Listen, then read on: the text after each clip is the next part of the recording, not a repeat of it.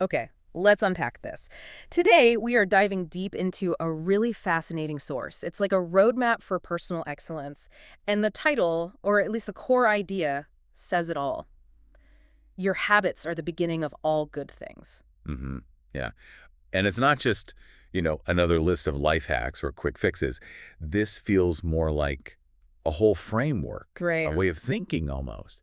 It suggests that, well, the secret to really big success is maybe surprisingly accessible. How so? It basically argues that truly excellent people, across different fields, they share these common foundational habits, good habits.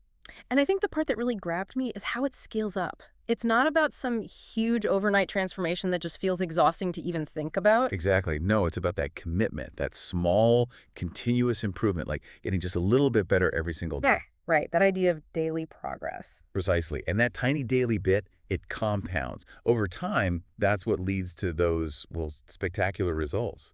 Okay, so our mission today for this deep dive is to pull out maybe the two or three most powerful ideas from this. Yeah, not just the habits themselves, but the how, the mindset behind it, the way to approach learning, and something often missed, cooperation. All aimed at helping you build a truly fulfilling life, starting like right now. And it really starts internally, doesn't it?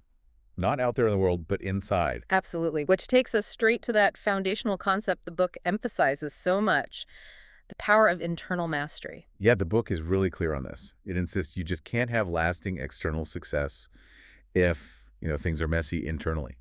Emotional mastery is right at the top. Right at the top. If you want to control your life, step one, master your emotions. That feels so relevant because, let's be honest, that's often the hardest part, isn't it? Controlling our feelings. Oh, absolutely. We get caught up in our own heads, and it's so easy to slide into like self-pity or blaming things outside ourselves. How does the source suggest we deal with that kind of victim thinking? Well, it frames it as a conscious choice, really. Self-pity is passive, right? You're just waiting for things to happen to you. Mm, But the guide pushes for actively rejecting that, choosing instead to, as it puts it, live out your own splendor. I like that phrase, live out your own splendor. It's about taking ownership of your emotional state, recognizing that ultimately you're responsible for how you feel, regardless of what's happening around you. It makes me think of that analogy like tuning an instrument. Oh, interesting. How so? Well, if your internal state, your instrument, is all out of whack and buzzing, it doesn't matter how brilliantly you try to play, the music, the external result, is going to be chaotic. That's a great way to put it. Yeah. You need to be tuned up inside first. Exactly. And that tuning, that internal calibration, connects straight into this idea of proactivity.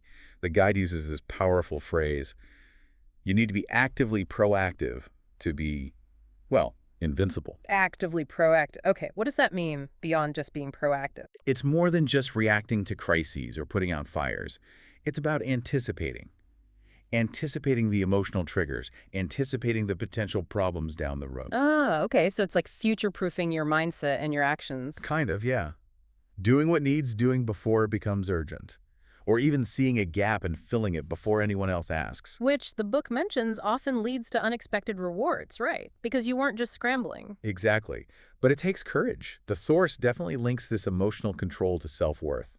It argues you have to believe you can achieve things first. That internal belief fuels the action. You need that sort of fearless conviction, like you're unstoppable. That's the fuel. Okay, so once you've got that internal tuning, that sense of control and relief, Yeah. you can't just sit there meditating, right?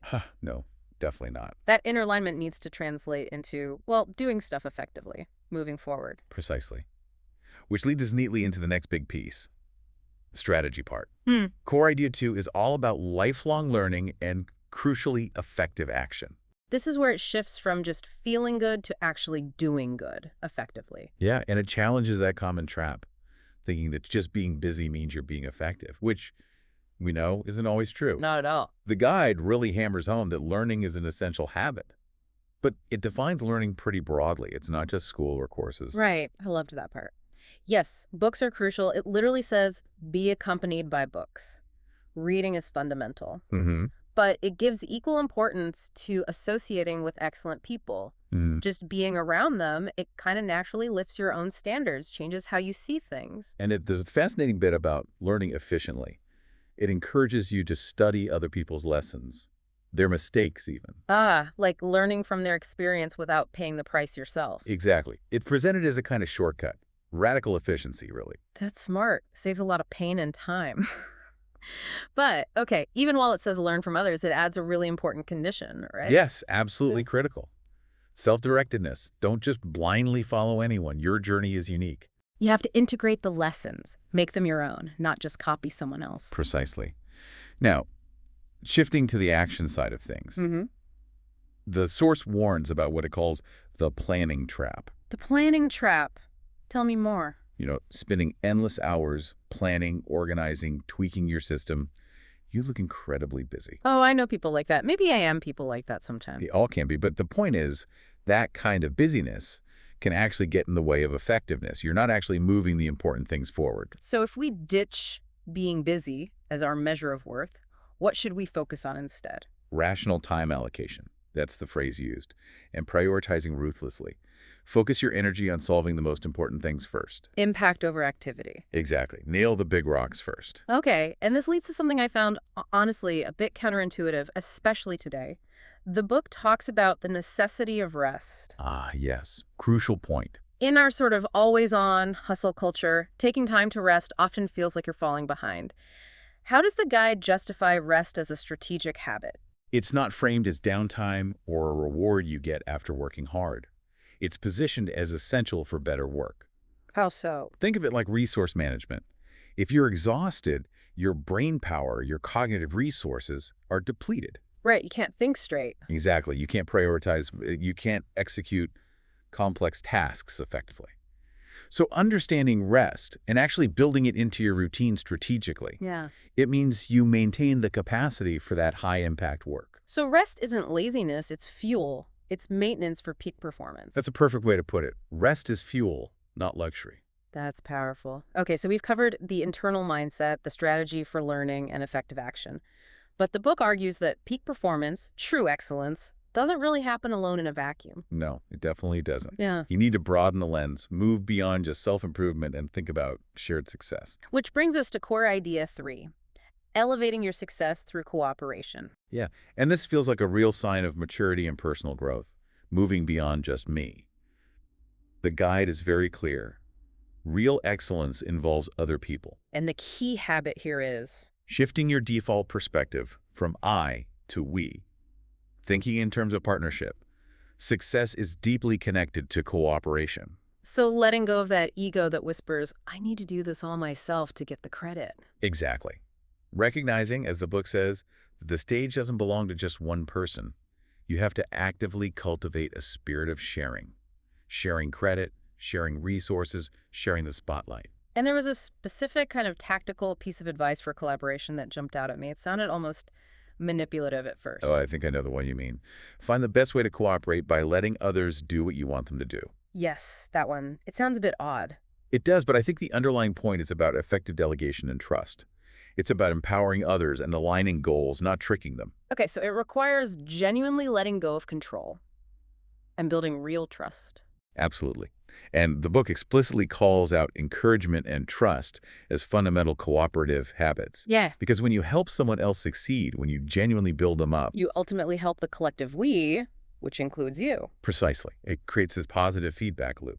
And it connects to another point made. How you treat others really does determine how they'll treat you back. It's like this whole framework is teaching you how to be a really good partner, a trustworthy team player. Fundamentally, yes, an Wow. excellent collaborator. So if we pull all these threads together, the mindset, the strategy, the cooperation, we hit the part that's maybe the toughest, actually making the change. Ah, the reality check. Yeah, the final chapters get very real about this. The book states it pretty bluntly. Mhm. If you don't change your bad habits, it doesn't matter how hard you try elsewhere. It's likely going to be useless. Ooh, that's direct. Unitary effort is wasted if the bad habits remain. Exactly. You have to actively replace the bad with the good. And that's the real challenge, isn't it? That messy, often frustrating process of changing ingrained behaviors. It is. It takes persistence, tenacity. The book acknowledges that. Does it offer practical tips for actually doing it, beyond just be persistent? It does. Echoing that very first principle, it says, start small. Don't try to overhaul everything at once. Pick one small thing. Those small starts again, the entry point. Yes, and it tackles the two big enemies of habit change head-on: procrastination and boredom. Okay, procrastination, what's the antidote there? A dose of reality, basically. The book gives this sharp reminder. Your time is limited. You have no capital for delay. Wow, no capital for delay. That creates a sense of urgency. It's meant to. It's about understanding that waiting for the perfect moment is a trap. The moment is now. Okay, and what about the other enemy, boredom? That feeling when the new habit isn't shiny and exciting anymore and it just feels like work. That feeling of weariness or boredom, that's where so many people fall off track. That's the danger zone. The book says you simply have to conquer it. Because your passion, your underlying why, that's what ultimately drives success long term. If the passion dies because of boredom, the habit will likely follow. So find ways to keep the passion alive, connect back to your why. Exactly. And why push through all this difficulty? Why stick with it when it's hard? For the reward, presumably. Yes, but the book defines the ultimate reward quite beautifully, I think. Hmm. It's not just about external achievements, titles, or money. What is it then?